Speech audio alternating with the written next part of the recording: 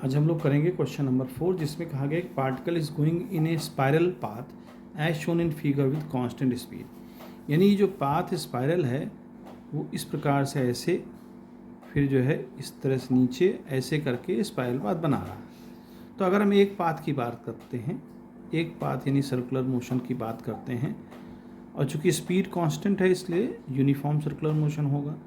Velocity कहता है, पहले ऑप्शन कहता है velocity of the particle is constant. तो वेलोसिटी कैसे कांस्टेंट हो सकती है, जबकि हम जो पढ़ चुके हैं कि हर बार ही इसकी डायरेक्शन चेंज होती है। ठीक है, इसलिए वेलोसिटी जो है वेक्टर क्वांटिटी है और वेलोसिटी कांस्टेंट नहीं हो सकती। तो पहला ऑप्शन जो है ए कि वेलोसिटी कांस्टेंट है, ये बात गलत है। दूसरा बात कहता है कि acceleration the particle is constant. अब दूसरे वाले ऑप्शन में एक्सेलरेशन, देखिए एक्सेलरेशन क्या होता है, एक्सेलरेशन होता है वेलोसिटी में चेंज अपॉन टाइम। चूँकि एक्सेलरेशन जुड़ा हुआ है वेलोसिटी से और वेलोसिटी जुड़ी हुई है हमारे डायरेक्शन से। डायरेक्शन चेंज होगा तो वेलोसिटी चेंज होगी, वेलोसिटी चेंज होगी तो एक्सेलरेशन चेंज होगा। तो कहता है acceleration the particle is constant, तो ये भी बात गलत हो गई। फिर आती है सी वाली बात। तो सी कहता है magnitude of the acceleration is constant. हाँ, यूनिफॉर्म सर्कुलर मोशन है, यानी कांस्टेंट स्पीड से अगर जा रहा है इसका मतलब मैग्नीट्यूड हमारा कांस्टेंट है। और मैग्नीट्यूड कांस्टेंट होने का मतलब एक्सेलरेशन में दो चीज़ें होती हैं, डायरेक्शन होती है और उसका मैग्नीट्यूड होता है, यानी वेलोसिटी होती है। वेलोसिटी में डायरेक्शन तो आप चेंज कर ही रहे हैं, लेकिन मैग्नीट्यूड कांस्टेंट है ना, क्योंकि यूनिफॉर्म सर्कुलर मोशन है इसलिए मैग्नीट्यूड कांस्टेंट होगा।